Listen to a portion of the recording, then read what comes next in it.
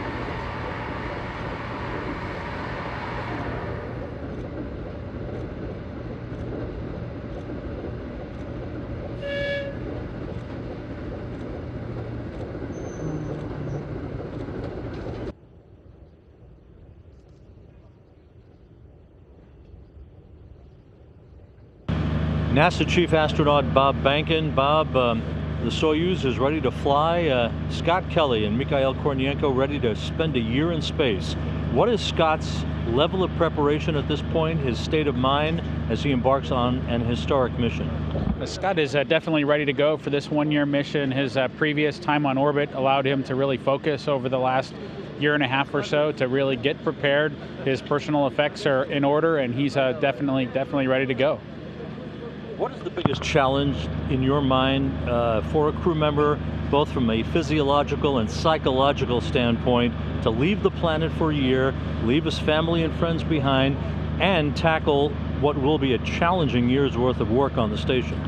I think the thing that'll be most challenging for any of the crew members that go up, whether it's for a 6-month mission or for a 1-year mission, and Scott has a very good perspective on this, having already done a 6-month mission, is preserving enough flexibility to be prepared for anything that comes his way. So over the year, it's really hard for us to predict exactly what's going to be expected of him while he's on orbit. You know, we'll have vehicles that come and go.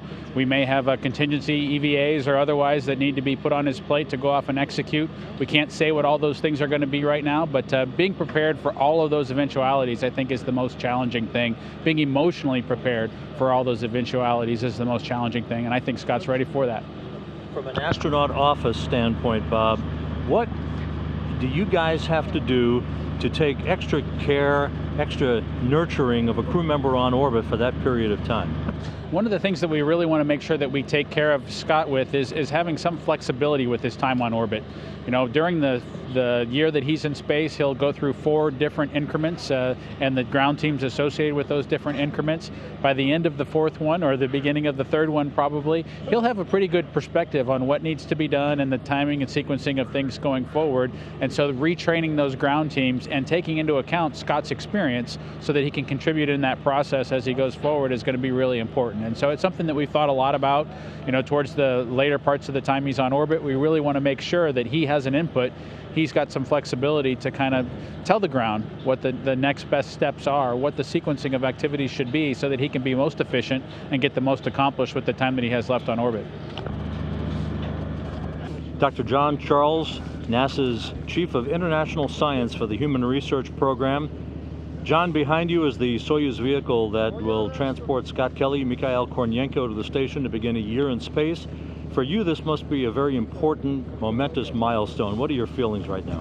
Yeah, Rob, we're very excited to be here. This is a culmination of several years of work to see the investigations come together for this year-long mission, hopefully paving the way for future missions like this that will then lead us on to Mars. So it's very exciting and personally fulfilling to be here today. What are the things that you as a science team will be looking at from week to week, month to month as this year unfolds? We'll be evaluating how the human body changes by measuring Scott and Mikhail's parameters on a fairly regular basis, looking primarily for differences between the 1-year mission and 6-month missions previously that constitute a large database. With this knowledge of what changes, we'll know what to focus on for future missions to be sure we're prepared for long-duration missions off to Mars.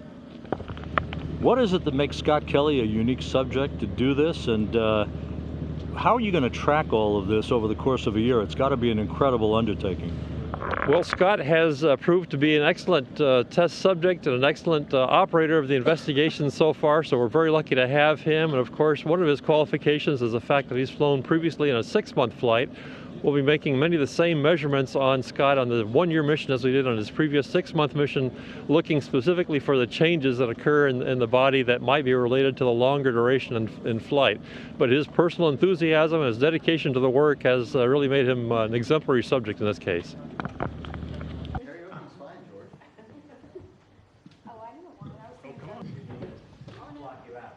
How's life been? Since I saw you yesterday, it's been just grand. No. Where's Alex? Are you getting excited, Scott, or? You know, I think a little bit. You know, there's a lot of things have to happen between today and Friday. And it actually, right now, it's kind of, you get on this like very quick train that is moving in one direction and you don't have much control over it. So, but up until today, it's been pretty quiet. So like right after this, and tomorrow there's like press conference, a state commission, this movie that we watched, it's White Sun in the Desert. It's a movie that the Russians have been watching for years. It's a tradition. We watch that. The next day we wake up and it's launch day, even though technically it's not, but it's really the day you go to the pad, so it's kind of launch day. Wake up, do some, have breakfast, pack your stuff, take a nap. We're actually gonna go to the sauna, like, right before we, Really? sit in the banyo for a little bit, a while. Yeah, very refreshing, cold water. one last dip in a bathtub. In this case, it'll be ice cold. So it'll be interesting.